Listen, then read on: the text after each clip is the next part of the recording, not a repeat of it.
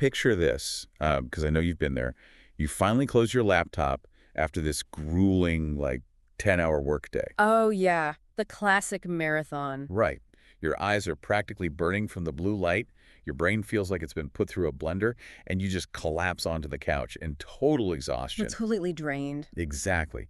But then you look back at the actual day, and you realize you cannot point to a single meaningful thing you actually accomplished. It's the worst feeling. It really is. You were moving a million miles an hour, typing furiously, hopping in and out of video calls, but you didn't actually do anything that, moved the needle on your biggest projects. Yeah, the irony of that 10-hour exhaustion is that it rarely comes from heavy cognitive lifting. Right. And it's such a universally frustrating modern experience. Yeah. Which is exactly what we were unpacking in today's deep dive. It's a vital topic because the busier your calendar looks, usually the less actual deep thinking is happening inside it. Yeah, and we are going to explore the cognitive science behind why our brains are struggling so hard to focus in the modern workplace. And more importantly, we are going to walk through a concrete, research-backed system to actually reclaim your attention. Because we see this across almost every knowledge-based profession today, Yeah. It's everywhere. Which is why I really want to speak directly to you, listening right now. Whether you are, say, in your 20s, just starting out and trying to build your professional habits, or you're in your 30s juggling this chaotic mix of career pressure and family life, or maybe you're 45 plus and looking for a meaningful shift in how you operate, I need you to know your mind is not broken. That is so important to establish early on. Right. You aren't failing at some basic task of adulthood. Yeah. Your brain is simply responding to an environment that has been deliberately engineered to fracture your attention. We really have to move past this idea that distraction is just a willpower deficit. Oh, absolutely. For decades, the narrative has been, if you can't focus, you lack discipline, you just need to try harder. Just put your head down and work. Exactly. But that perspective completely ignores our biological reality. We are dealing with a structural neurological pattern created by the way modern work is designed. Okay, let's unpack this.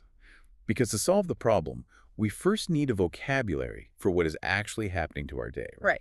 We need terms to define the chaos. Yeah, like where do we even start categorizing this mess of emails, constant notifications, and then the actual meaningful work? Well, psychology researcher Cal Newport offers a pretty brilliant framework for this. He divides all professional work into two distinct buckets. Okay, what's the first one? The first is deep work. So this is your focused, undistracted, cognitively demanding effort. The heavy lifting.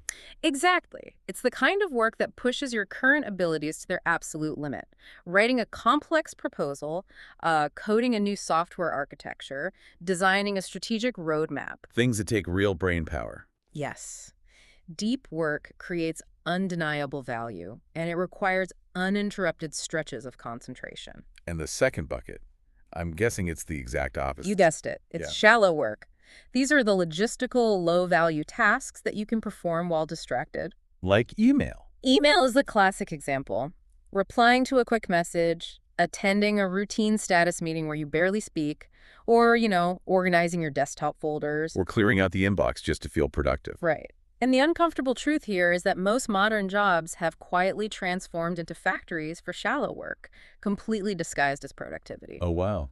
Disguised as productivity, that is exactly it. You feel incredibly busy, but very little of your day requires your brain to operate at its full capacity. It sounds like shallow work is the junk food of productivity. Oh, I like that analogy. Right. You get this immediate, tiny dopamine hit of sending a quick reply or checking off a tiny to-do list item so you feel full in the moment. Yeah, you get that quick burst of satisfaction. But structurally, your career is starving for actual nutrition. You're just eating empty calories all day and wondering why you have no energy for the heavy lifting. When you look at the neuroscience of how our reward systems operate, that analogy actually holds up perfectly. Really? The junk food thing? Absolutely. Because every notification ping, every new browser tab, every quick scroll, it delivers a small, unpredictable burst of dopamine. Unpredictable being the key word there, right? Yes. Our brains are evolutionarily wired to chase unpredictable rewards. It's literally the exact same mechanism that keeps gamblers at a slot machine. Wow. So we're essentially pulling a slot machine lever all day at our desks. We are. And the brain begins to prioritize that pattern of small, easy dopamine hits over the slower, delayed gratification required for deep, focused effort. But wait, let me ask you this. If I'm just answering an email here and there, I can Right. always just jump back into my big project, right? I mean, I'm just pausing one thing to do another. See, that is the biggest misconception. The brain does not work like a light switch. It doesn't. No, you can't just toggle between complex tasks seamlessly. This comes down to the mechanics of the prefrontal cortex. Okay, the prefrontal cortex, that's the planning and focus part of the brain, right? Exactly. It's responsible for planning, decision-making, and sustained attention. When you switch contexts, say, from writing a technical report to reading an email, and then back to the report, your cognitive focus does not instantly follow you. It lags behind. Yes. The psychologists call this attention residue. Ah, attention residue. So it's kind of like a computer's RAM. If I have 50 browser tabs open, the whole system slows down. That is exactly the mechanism. Even if I'm only looking at one tab, the other 49 are still eating up processing power in the background. Precisely. When you switch tasks, a portion of your attention remains stuck on the previous task. So if I read an unresolved email from my boss right before trying to write a complex piece of code, You are never giving 100% of your cognitive capacity to that code. You are operating at a deficit. man, that explains so much. It does. Researchers at Stanford University actually studied heavy multitaskers to see if they were better at juggling information since they practiced it so much. And what did they find? The results were startling. People who regularly juggle multiple streams of information perform measurably worse at filtering out irrelevant details compared to people who focus on one thing at a time. Wait, they perform worse? Yes. By constantly task switching, their brains literally degrade in their ability to maintain focus. So practicing multitasking just makes you worse at thinking. That's what the data shows. But let me push back on this a bit. A lot of this sounds great in theory, but what about the reality of a toxic corporate culture? That's the friction, isn't it? Yeah. What if my manager uses my Slack light being green as a proxy for my worth?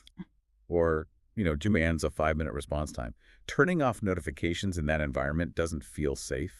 It feels like career suicide. And that is the defining anxiety of the modern knowledge worker. It is terrifying to step away from the communication stream. Terrifying. Yes. But we have to look at the cost of staying in it. Researchers connected to the University of California, Irvine tracked workplace interruptions. Okay. And they found that after a meaningful interruption, it takes an average of 23 minutes to return to the original depth of focus. 23 minutes just to get back to where you were. Exactly. So if you are expected to reply to a message every 10 minutes, you are, by definition, never achieving deep focus. You're just constantly living in the shallow end. You never even get a chance to swim in the deep end. But surely, if I just put my phone on silent, right, I leave it face up on my desk so I can't hear the pings, but I glance at it if the boss calls, I'm mitigating the damage, right? You'd think so, but psychological research identifies a phenomenon called the brain drain effect that challenges that exact strategy. The brain drain effect. Yes. Studies have shown that simply having a smartphone visible in your visual field, even if it is completely turned off, measurably reduces your available cognitive capacity. Wait, just looking at the rectangle of glass makes me dumber? How is that even possible if it's off? Because your brain has to actively spend subconscious energy inhibiting the urge to pick it up. Oh, wow. It's like sitting next to a piece of chocolate cake while on a diet. You might not eat it, but a portion of your mental bandwidth is being consumed by the act of resisting it. That makes total sense. I've felt that tension. And that inhibition drains the very prefrontal resources you need for deep work. So what does this all mean for us? If our prefrontal cortex is this fragile and just looking at a phone drains our RAM, how does anyone actually survive in an environment that demands constant communication? Well, the statistics suggest most people are barely surviving it. I believe that. Data associated with McKinsey indicates that knowledge workers spend over 60% of their work week on communication and coordination. 60% just on emails, meetings, messaging. Exactly, rather than focused individual output. Furthermore, studies connected to rescue time found that once you account for all the interruptions, task switching, and administrative overhead, How much deep work are they actually getting? the average worker gets just over 1 hour of consistently focused work across an entire 8-hour day. 1 hour out of 8. Just one. That means 7 hours of the day are just organizational friction.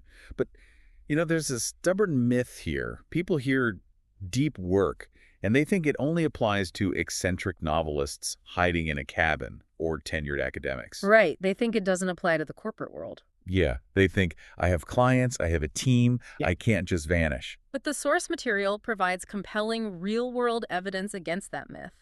Take the case of Michael, a freelance web developer. Okay, what was Michael's story? Well, for over a year, he operated under the belief that rapid responsiveness was his core professional value. He answered every client email within minutes. Which feels like great customer service, right? It does. But the problem was the complex structural problem-solving required for his coding kept getting interrupted. He was forced to push his actual deep work late into the night. Which means he was coding when his brain was already exhausted from a full day of context switching. Exactly. And the results reflected that. His code became buggy, his project timeline stretched, and he actually lost a major long-term client. Oh no. So his quick replies didn't save him. No, because the client didn't fire him because he was slow to reply. They fired him because the quality of the product degraded. That is a harsh lesson. It is. The friction of changing his habits was terrifying for him, but he eventually started blocking his mornings completely for deep work. He turned off client notifications until 1:0 p.m. So he faced that fear of being unreachable. What happened when he essentially vanished every morning? His project completion speeds drastically improved, his code quality went up, and this is the crazy part, his client satisfaction actually increased. Because the work was better. Exactly. Clients ultimately care about the quality of the final product far more than a 5-minute response time. That is such a good point. And we see a similar pattern in corporate environments too. Consider Jennifer, an IT systems analyst. What was her situation? Her calendar was a solid wall of recurring status meetings. She felt immense political pressure to attend all of them to prove she was a team player. Right, the classic anxiety of, if I'm not in the meeting, will they think I'm slacking off? We all feel that. But when she audited her time, she found she was getting less than 50 minutes of deep work a day. Less than an hour. Yes. So she decided to challenge the anxiety. She started asking for agendas for meetings she was invited to. If her direct input wasn't required, she declined and offered to read a written summary instead. That takes guts. Did it work? It did. By fiercely protecting 2 90-minute blocks each day, she began completing complex system migrations faster than anyone else in her department. The outcome completely overshadowed her lack of meeting attendance. It's a fascinating paradox, isn't it? The professionals who consistently produce the most valuable, differentiated work are rarely the ones with the fastest reply times in the Slack channel. It's true. Output beats presence. But before we get into the exact system of how to time block like Jennifer did, we have to look at the physical engine driving the brain. The biology. Because I could have the most beautifully color-coded calendar in the world, but if the machine running it is broken, I'm going nowhere. That is so true. Focus is deeply physiological. You cannot hack your way around basic biology. Right. We discussed the prefrontal cortex and attention residue. Well, the prefrontal cortex is highly sensitive to sleep deprivation. Which most of us are dealing with. Exactly. When you are poorly rested, your brain actively struggles to inhibit distractions. Shallow, reactive tasks like scrolling through an inbox feel far more appealing because they demand less metabolic energy. So if I try to muscle through sleep deprivation with pure willpower and a pot of coffee, I'm basically fighting my own nervous system. And likely making it worse. Late-day caffeine is a major culprit in this cycle. The afternoon slump coffee. Yes. It binds to adenosine receptors in the brain, blocking the chemical signals that tell you you're tired. But more insidiously, it fragments the deep, slow-wave sleep stages your brain specifically relies on. The sleep stage is needed for what? To consolidate the deep thinking and learning you did earlier in the day. Wow. So the coffee I drank at 3 p.m. ruins the work I did at 10 a.m. Essentially, yes. And even mild dehydration has been shown to reduce cognitive processing speeds and impair concentration. So drink water, cut the afternoon coffee, get some sleep. It sounds basic, but I see how it's the non-negotiable foundation. It really is. But what about during the workday? Sitting at a desk staring at a screen for 8 hours straight doesn't feel very biologically sound either. It isn't, not at all. The brain consumes roughly 20% of the body's energy, and the centers responsible for intense focus deplete their metabolic resources like glucose and oxygen relatively quickly. So we run out of fuel. Exactly. This brings us to the concept of ultradian rhythms. Just as we have 24-hour circadian rhythms governing our sleep, our biology cycles through ultradian rhythms during the day. Meaning our brains aren't designed for a flat 8-hour marathon of focus. Correct. The human nervous system is optimized to work in focused sprints of about 90 minutes. 90 minutes. Beyond that 90-minute mark, synaptic fatigue sets in.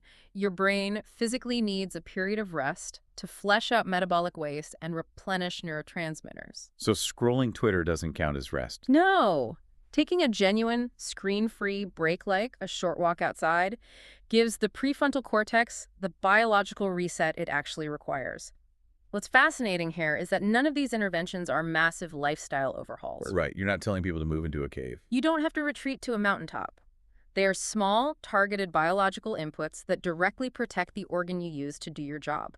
So how do we take all this brain science, the RAM analogy, the ultradian rhythms, the dopamine traps, and actually apply it to a random Tuesday?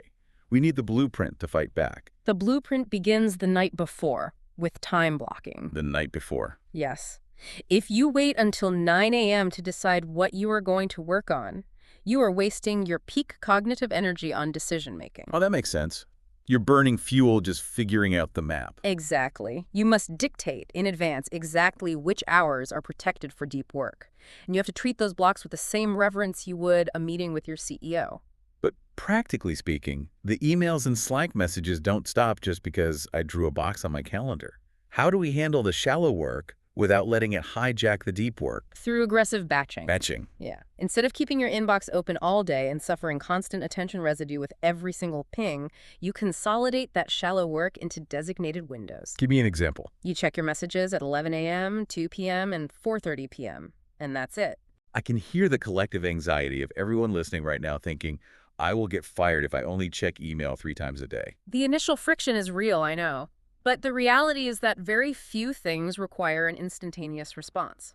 By batching, you dramatically reduce the number of times your brain has to reboot and switch contexts. You're closing the tabs. Exactly. You protect the structural integrity of your attention, and this ties into the next rule. Do the hardest cognitive task first. Eat the frog, right? Right. The first hour of your workday generally carries the highest quality willpower and focus you will have. Spending that golden window clearing your inbox is a tragic misallocation of cognitive resources. Tackle the beast while the cage is still strong. Got it. But what about the end of the day? Because I know so many people who close their laptop, sit down for dinner, and their brain is still at the office stressing over an unresolved project. That phenomenon is known as the Zeigarnik effect. The Zeigarnik effect. Yes, named after psychologist Bluma Zeigarnik. It describes the brain's tendency to remember unfinished or interrupted tasks better than completed ones. You won't let it go. It's essentially a subconscious alarm system. If you leave a complex project hanging open at 5 p.m., your brain will continue to run that tab in the background, draining your mental energy completely off the clock. So how do we tell the subconscious alarm system to stand down?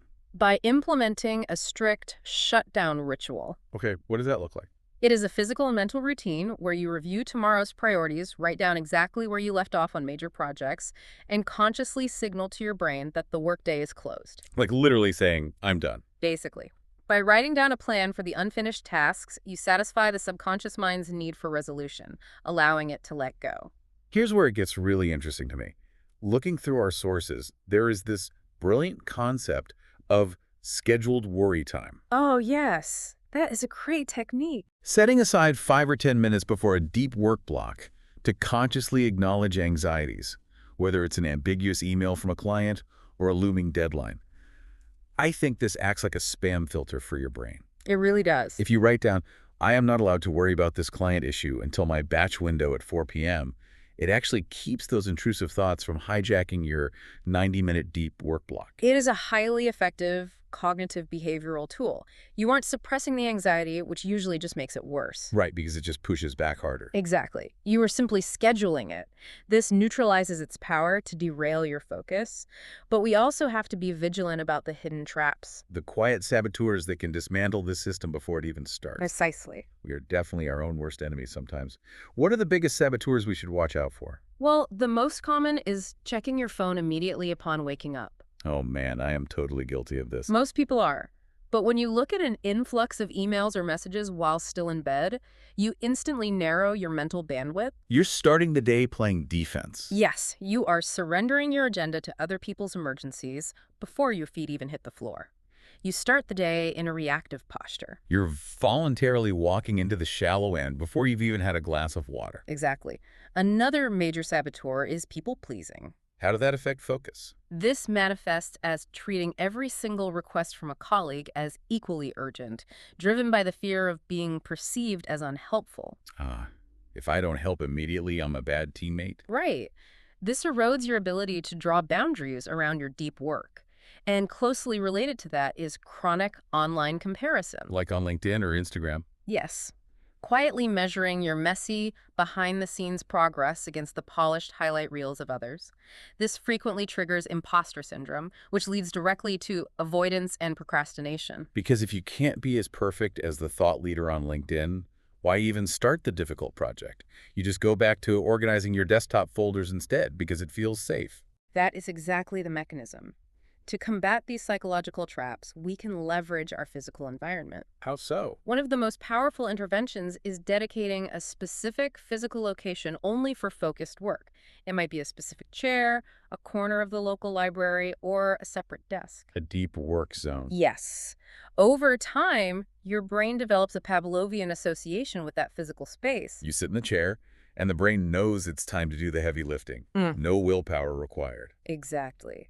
And if you combine that dedicated physical space with your personal peak energy window, whether you naturally peak at 8 a.m. or 4 p.m., you give yourself a massive structural advantage. That is brilliant. If we connect this to the bigger picture, adopting these systems is not about becoming a rigid, unreachable robot. It is about recognizing that your attention is the single most valuable resource you possess in the modern knowledge economy. Your attention is your currency. Precisely. Rebuilding your capacity for deep work requires compassionate, consistent practice. When you inevitably slip up and spend an hour doom scrolling, harsh self-criticism only depletes you further. Just reset and try again the next block. Exactly. So what does this all mean for us? Let's synthesize the journey we've just been on. We aren't broken. Our brains are just actively fighting against a modern workplace that is practically designed to fracture our focus with shallow work. A rigged game, essentially. Right. But by understanding the neuroscience of attention residue, by respecting our biological limitations, like sleep and ultradian rhythms, and by implementing hard structural boundaries, like time blocking, batching, and shutdown rituals, well, we can actually reclaim our cognitive capacity. We shift from a state of constant reaction to a state of deliberate action. And ultimately, that is the only space where true professional and personal value is created. I want to leave you with one final thought to mull over today. If the entire modern attention economy, from the social media apps on your phone to the corporate communication platforms you are forced to use, is explicitly engineered to mine your focus for profit, Which it is. then maybe reclaiming your ability to sit quietly and do deep, meaningful work isn't just a clever productivity hack. Maybe it's the ultimate act of modern rebellion. A rebellion of attention. I think that perfectly encapsulates the stakes involved here. Thank you for joining us on this deep dive. You don't have to overhaul your entire life overnight. But tomorrow morning, I challenge you to try applying just one of these steps to your workday. Just one small change. Exactly. Block out just one 90-minute window. Put the phone in another room. See how it feels to finally get your brain back.